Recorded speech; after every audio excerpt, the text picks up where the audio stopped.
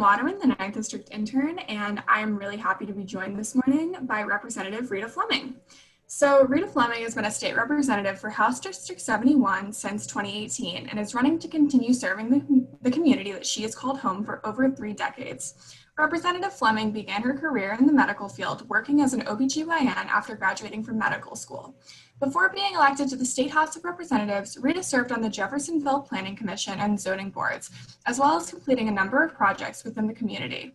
Representative Fleming plans to continue the progress she's already made in the State House, fighting for increased access to healthcare, addressing the opioid epidemic, increasing access to jobs, and many more policy points. Representative Fleming, I'd like to thank you for being here today. Happy to be here. Thank you. All right, so my first question, like I ask all my guests, what inspired you to run for office? Well, I think my daughter saying, "Mom, quit complaining and start doing something about it."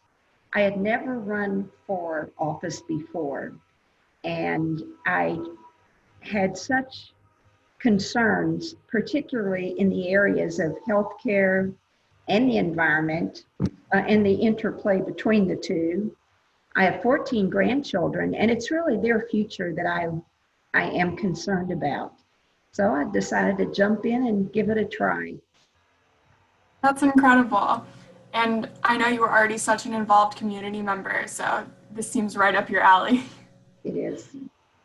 And my second question, as an incumbent, how have your policy goals changed since your last election cycle?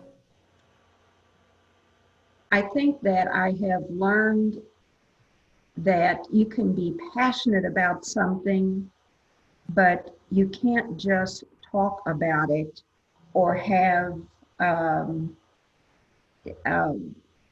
ideas that are not practical or fitting to your district, or have a financial consequence that might be injurious to others.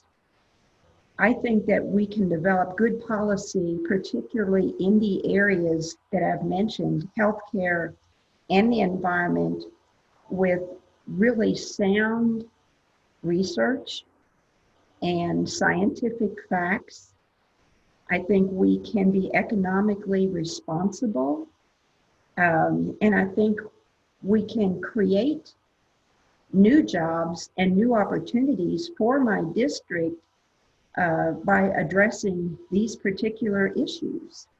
So I've learned, do your research, consult with others. You can't know everything about every topic. Come to your conclusions and then be willing to collaborate. Definitely. I think that offers a lot of perspective, having been in office for 2 years already. I look forward to seeing what you can do with your next term. And so I also wanted to ask, what accomplishment are you most proud of as a public servant? I think being able to speak with some expertise in the area of healthcare has been the way I've been able to help my fellow legislators more than anything else. And I'm very pleased because there are 2 physicians on the other side of the aisle, Dr. Brown and Dr. Barrett.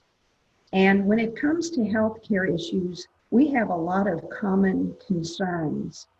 And when we can discuss our concerns with both sides, so we're not pitting one against the other, we accomplish so much more. There's, when we have pharmacists and nurses and other types of healthcare professionals in government, they can offer an explanation and some expertise when we're trying to develop policy.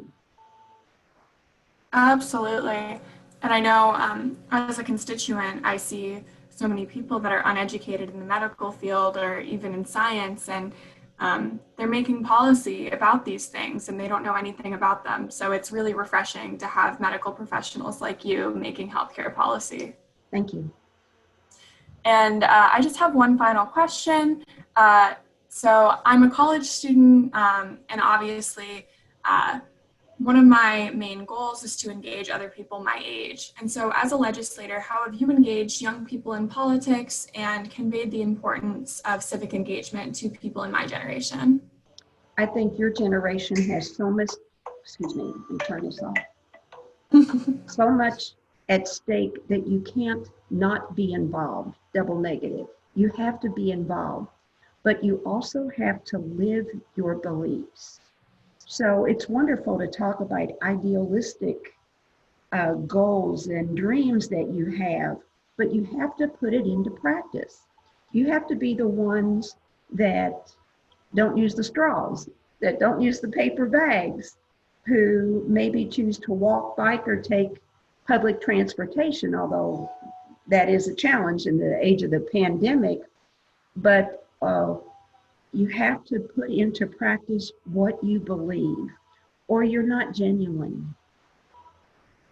Absolutely. I definitely agree with that. And I think it's something that's often difficult to do, but it's so important. And it's great to have people like you setting an example.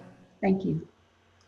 Well, anyway, those are all the questions that I have. It has been wonderful to meet you this morning, and I really, really appreciate you being here.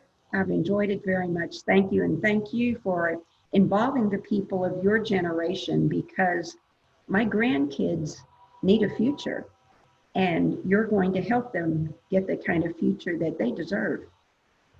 Thank you so much. And thank you for fighting for your grandkids and for my generation and for everyone in the state. All right.